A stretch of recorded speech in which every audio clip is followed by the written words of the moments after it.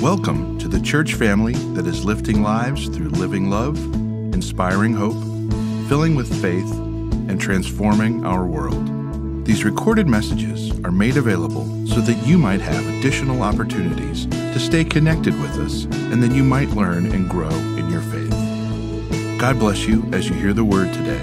And now, the message.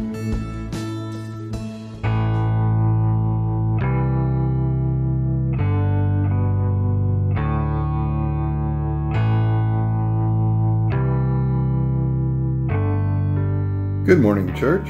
Today's scripture reading is from the Gospel of Luke, chapter 7, verses 36 through 50. When one of the Pharisees invited Jesus to have dinner with him, he went to the Pharisee's house and reclined at the table. A woman in that town who lived a sinful life learned that Jesus was eating at the Pharisee's house, so she came there with an alabaster jar of perfume. As she stood behind him at his feet weeping, she began to wet his feet with her tears. Then she wiped them with her hair, kissed them, and poured perfume on them.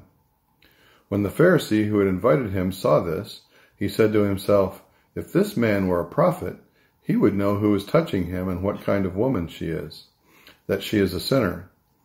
Jesus answered him, "Simon, I have something to tell you." "Tell me, teacher." 2 people owed money to a certain moneylender.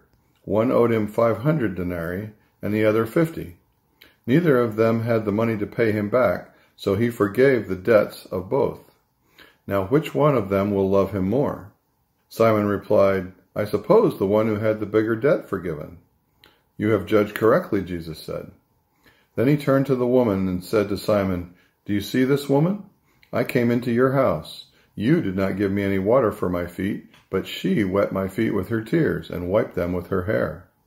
You did not give me a kiss, but this woman, from the time I entered, has not stopped kissing my feet. You did not put oil on my head, but she has poured perfume on my feet. Therefore, I tell you, her many sins have been forgiven, as her great love has shown. But whoever has been forgiven little loves little." Then Jesus said to her, "Your sins are forgiven." The other guests began to say among themselves, "Who is this who even forgives sins?" Jesus said to the woman, "Your faith has saved you. Go in peace." May the Lord bless the reading and the hearing of his word. Well, as I said at the top of the hour, we had an amazing July 4th celebration. This year, the fireworks, the annual fireworks show, were shot just across the street from our church. And so I want to take just a quick moment to say thank you to the Lions Club who organized the event and invited us to be part of it. And thank you to the Scouts who were out this morning cleaning the church property and restoring it back to normal. And I just had this moment last night, sitting on the lawn of our church and looking at all these families, our whole community kind of out celebrating, social distancing, but celebrating our Independence Day. It was such a beautiful night, and the fireworks were great. And then by the time we got home, our neighbors were still up, and they kind of all pulled out like the small household fireworks and were setting them off in the street. And so we sat in the driveway with them for a little bit, and I went to bed just having this feeling. I don't know if you guys have these feelings or well, just like, wow, we live in such a great place, and so thankful for all the blessings we have as a country and as a community. And then I woke up this morning, and I made the mistake of looking at my news feed, right? And as I started to go through the news feed, my heart kind of hurt with the different headlines I read.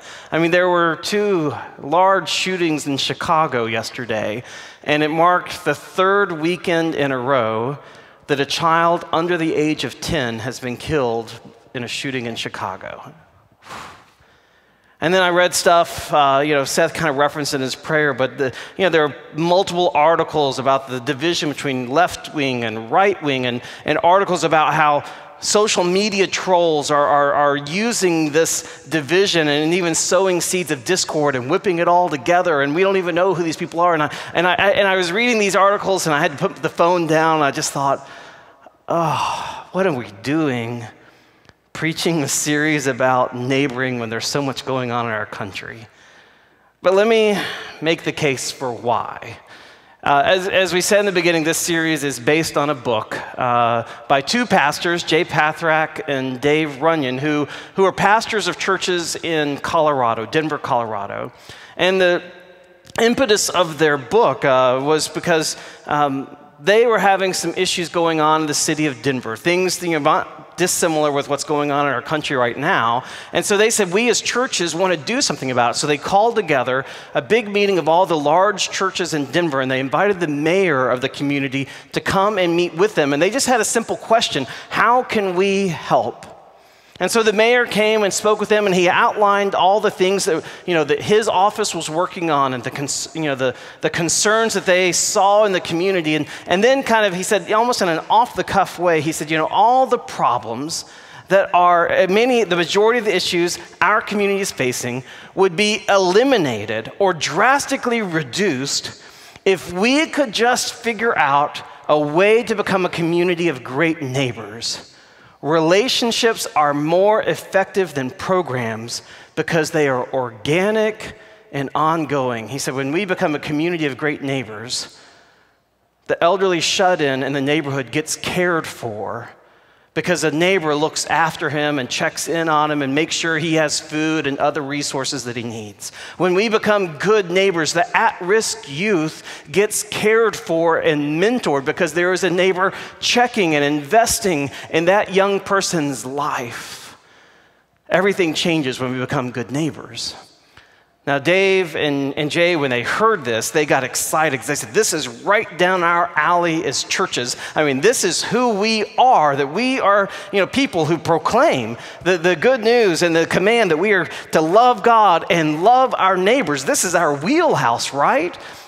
But then in more conversation with the mayor shared with them this assessment. He said, I hear that, but from our perspective as city planners and officials, we don't see any visible, discernible difference between how Christians and non-Christians neighbor one another. And that was what was really convicting to Dave and Jay. They said, what do you mean? He says, well, it's not that Christians don't care, but we're just as apt to be busy and overextended and isolated as our neighbors are. And so Jay and Dave said, well, we need to change this dynamic in our churches. And then they wrote this book so that other churches in other parts of the world could do the same. That's what this series is about. That's our why. It's not, just so that it's not a church growth strategy so people will come to our church. And it's not just about our reputation and feeding our ego so that everyone thinks that we are nice people. We're talking about the art of neighboring because that's how we address the problems that are going on in our world. Things get better when we neighbor with one another. The walls come down, the divisions heal, the needs get seen and cared for. It all happens as we neighbor each other. So this is the last week in our series on the art of neighboring. But I truly hope that this is the beginning of a long journey for you, that you will continue long after this series is over to continue to love and care for and respond to your neighbor. There's a richness of life that any one of us can enjoy when we simply know our neighbors, when we slow down and take the time to be in relationship with them. And it's not just that they get to know us, it's that we get to know them and they care for us in turn. And so as Seth kind of mentioned in his prayer, this is the last week and we're going to pause the last Sunday and talk about a topic that may seem a little different, that we're going to end with the art of receiving. And as Tracy said in her children's moment, that's normally not what we think about when we think about being great neighbors. Normally, when we think about being great neighbors, we think about doing things for other people, like helping them with that project or working in their lawn or baking them cookies or giving them our time, like give. But actually, one of the best things you can do to break down walls between you and your neighbor is to receive something from them. One of my favorite books that I've read in the last handful of years is Adam Grant's Give and Take. I've mentioned it in a previous sermon, actually one of my first sermons that I gave here at ZMC, but for those of you who weren't here, I'll give a quick recap. Adam Grant set out to study reciprocity in relationships. He wanted to see how do people approach relationships and specifically, how do they approach transactions in relationships? And he said after their study, he kind of figured you could classify people by 3 basic orientations that they have towards transactions and relationships: givers, takers, and matchers. Givers, he said, are people that as they approach relationships, they always approach from the perspective of what can I give to the other person? What do I have to offer them? They give, give, give. On the flip side, opposite end of the spectrum, you have takers who say, they approach relationships as what can this person do for me? What's in it for me if I get into this relationship? And takers aren't necessarily bad people. They're very competitive and very driven, often very goal-oriented, and want to achieve a lot of things. So they're less oriented to give in relationships. And then the last are matchers. And matchers strive for an equal balance of giving and receiving in relationship. Like their values are fairness and reciprocity. Even Steven, I scratch your back, you scratch mine. That's how the world moves and works, right? Now, I'm sure you're probably already kind of classifying yourself. Which one of these 3 am I? Well, if you want to, there's an actual assessment that you can take. You can do it after the sermon. Type into your Google box, Adam Grant Give and Take quiz. And there's a 15-question assessment you can take. I just want to share with you one of the questions just as a sample. He says, this is one of the samples. So you and a stranger will both receive money. You have 3 choices about what each of you receive. And here's the key thing. You will never see or meet the stranger. You don't have to even know them, and you'll never see them again. So here's the question. Which option do you choose? Option A, you get $5, they get $5. Option B, you get $8, they get $4. Option C, you get $5, they get $7. Which option do you choose? Now, the great majority of us choose option A. It's clean, neat, tidy, even Steven, $5 each. We're both happy, right? There are a handful of people, maybe 10%, Adam Grant says, who choose option B. Those people kind of, rationalize and say, I don't know this person. I'm never going to see them again. Why wouldn't I take that extra money, And they still get $4, just like they get nothing. And in fact, the net, 4 plus 8 is 12. So there's more money in option B than in option A, which was only $10, right? So they'll rationalize it and choose the higher money. There's about a same small percentage, maybe 10 to 12%, who choose option C. And it seems weird, right, to give the other person more money. But here's what I want to point out to you. You get the same amount of money in option A and option C. In either case, you get $5. It doesn't cost you to give the stranger $2 more. And yet, if you don't think about it, if you just choose, from your gut, the great majority of us choose option A because it is fair. In his research, this assessment that he's done, and at this point, hundreds of thousands of people have taken it, Adam Grant says they have found that 70% of the population are matchers. We give, but we also receive. We strive for that equal balance. And that's not a bad thing because equality and fairness are good virtues, right? But it also implies that most of us are deeply uncomfortable if the balance scales are unequal in a relationship.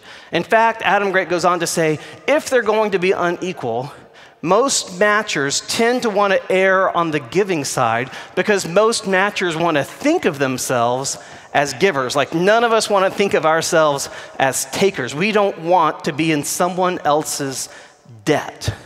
And so, so we're kind of really matchers who like to think of ourselves as givers, but so that no one thinks of us as takers. But we, if we're going to shade the balance a little bit, we want to be on the giving side. Now, what does this mean for receiving, the art of receiving? So here's the question I have for you is, which of these 3 personality types do you think receives the easiest? Well, you might say, the takers. I mean, they're receiving all the time. They're take. Like, surely they receive the best. But there is a difference between taking and receiving. Taking is very aggressive, right? Receiving is passive, like just receiving from someone. And the thing about takers is they approach relationships as they use people, whereas receivers honor the dignity and worth and value of others.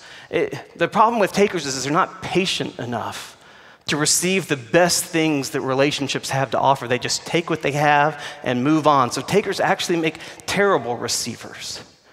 Matchers, meanwhile, are also terrible receivers, because as soon as we receive a gift, we don't like to be in someone else's debt, so we try to right the scales immediately and turn that back around and give something to them. And so we are terrible at receiving. The best example I can think of this is Sheldon Cooper from Big Bang Theory. If you've ever watched the show, Sheldon hates birthdays or Christmas or any time where there's an exchange of gifts, because he can't receive because he has to turn it around. I love this meme. You haven't given me a gift, you've given me an obligation, because now I have to match what you just gave me. And you may not be as extreme as Sheldon Cooper. I hope we're not. But the reality is, most of us struggle to receive. I mean, ask yourself, how easily do you receive from others? A lot of us, we can't even receive a compliment without feeling the need to turn it around and say something nice about the other person, or to deflect and say, well, I really don't deserve the credit, so-and-so deserves the credit. Like, we struggle to receive. So who makes the best receivers? Well, Adam Grant says paradoxically, it's givers who receive the best. And that sounds strange, right? Because givers are always giving. When do they ever receive? In fact, you may know someone, or you may even be that person who's always giving. But here's what Adam Grant says that I find so fascinating. He says, givers make the best receivers because they're the only ones who don't have to turn around right after and match the gift. Just as they give with no strings attached, they can also receive with no strings attached. So let's take this whole framework into today's Bible story. Now, in the story today, we have a handful of characters. And let's start with Simon the Pharisee, who is the host of the party. No doubt in that moment, he thinks of himself as a giver. I mean, he's the one throwing this great, magnificent party for Jesus and all the town, right?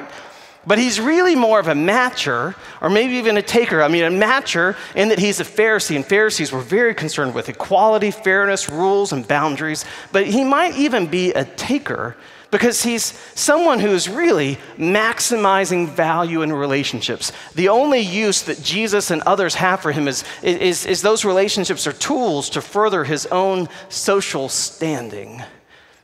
Then you have the woman. And the woman, at least in this moment, in this story, is really a giver. I mean, her gift towards Jesus is not measured or calculated. It is without boundary. It's overflowing. It's almost unseemly, the amount of affection she gives to Jesus. And it breaks all kinds of social taboos. And I mean, it's almost rude what she's doing, right? But in that moment, she's not calculating how it's going to be received or how it's going to be perceived by others. Her gift just overflows with love. And notice what Simon is doing in this moment. He's not going, wow, what an amazing gift of affection and love. Instead, he's thinking, what is this woman doing? And more importantly, what is Jesus doing? If this man were a prophet, he thinks, then he would know that this woman is a known sinner, and he would not be allowing her to touch him. By Jesus allowing her to touch him, that means Jesus must be on this woman's level, which means that he is beneath me. It's classic matcher-taker approach to relationship. Jesus doesn't have anything to offer me. But what is Jesus doing? Jesus, in this moment, is a receiver. He receives the gift that the woman gives. Now, there's tons of ways that he could have shamed her, right? I mean, he could have pulled his feet away and said, whoa, that's a little over the top, or not right now. Like, this isn't the place or the time. He could have done tons of things that would have induced shame in her, but instead, what did he do? He graciously received her gift. And in so doing, he gave her the gift of honor and dignity in the presence of those who would shame her. Now, he's aware of what Simon and perhaps other people are thinking, and so he addresses them. He says, Simon, I have a question for you. Suppose 2 men owed money to a certain moneylender. One of them owed a big debt, 500, the other a small debt, only 50. Neither one could pay it back, so this master graciously cancels the debts of both. Which one will love him more? Simon says, well, I suppose the one who is forgiven more. And Jesus says, you have judged rightly. But what Simon doesn't realize is in answering that question, he judged his own heart. And then Jesus goes on to explain, he says, you see this woman? I came in your house, and you didn't give me any water for my feet, but she has wet my feet with her tears and wiped them with her hair. You didn't give me a kiss, but this woman from the time I entered has not stopped kissing my feet. And you didn't put oil on my head, but she has poured perfume on my feet. Therefore I tell you, her many sins which have been forgiven have been forgiven, for she loved much. But he who is forgiven little loves little. You see, Jesus is making a connection for Simon. He's saying, you did not receive me well. You offered me no love, no affection, no warmth when I came into your home. And the reason you didn't receive me well is because you have not received well either. You see, what we receive impacts the way we receive others. The issue at stake is not whether Simon observed some social niceties, whether he was polite. The issue is Simon's heart. You see, at his core, maybe, Simon is a matcher, but he's worse than that. He's a matcher who does not realize how much he's been given. And because he has not received very much, therefore he gives very little in turn. It's like last week's story that Seth and I preached on together. Like the man who just was forgiven 10,000 talents, but then throws his partner in jail for 100 denarii. And the challenge there is that the man forgot how much he had received. And because his heart was unchanged by what he received, he did nothing. He couldn't give to the person that owed him money. He couldn't let those scales be uneven. You can even take it back into the story of the Good Samaritan, which we spent 2 weeks talking about. I mean, in that story, clearly the Samaritan is the giver, giver, giver, giver. But think about the person who receives. The victim who was left for dead. How do you think his life, his heart is going to be different for having received that kind of compassion and grace from the person he least expected to receive it from? It's receiving that changes our hearts. You fast forward to the end of Jesus' ministry, and this whole topic comes back up again around a situation involving foot washing. And this example, in this story, it's Jesus who is the one washing feet. And it's the last dinner that he's going to have with his disciples. And as an expression of both service and love, he begins washing their feet. But when he comes to Simon Peter says, "Are you going to wash my feet? Lord, you will never wash my feet. I should be washing yours. You're my master."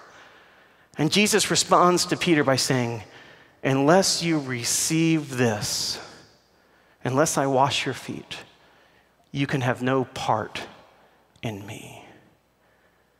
You see, a relationship with God always begins with receiving. Or said differently, we cannot have a relationship without receiving. We can give, but you know what happens when we give is often what we are doing is holding people at arm's length or holding God at arm's length. It's when we receive that our hearts are transformed. After I read Adam Grant's book, which is a fantastic book if you want to go further with this idea of giving and receiving, when I was done reading it, I was left with the question, is there any hope for the matchers and takers? Like, if that's a basic disposition of the heart, and I would hold my hand up that I am the quintessential matcher. I come from a long line of matchers. Like, that was what was instilled in me as a kid. And my question when it was all done was like, well, can we change? Can that heart be, can we become givers? And I think if there is hope to do that, Jesus lays out the pathway when he says, what he says to Simon. Because the key to becoming a giver is to recognize how much we've been given, how much we've received. It's when we receive a gift so great that it breaks the scales entirely. And there's no way to possibly match it or even to pay it forward, but instead just to allow our hearts to be transformed by grace and to live out of a place of gratitude and love.